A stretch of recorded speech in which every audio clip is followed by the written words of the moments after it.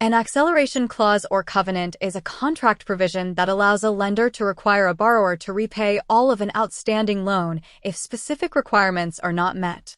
The acceleration clause clearly outlines the reasons that the lender can demand loan repayment and the repayment required, such as maintaining a certain credit rating. An acceleration clause helps to protect lenders who extend financing to businesses in need of capital.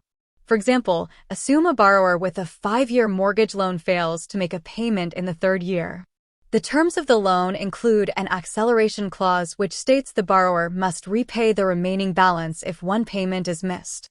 The borrower would immediately be contacted by the lender to pay the remaining balance in full. If the borrower pays, then they receive the title to the home and takes full ownership of the property.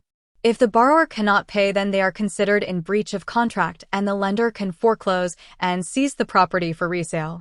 Acceleration clauses are most commonly found in mortgage and real estate loans.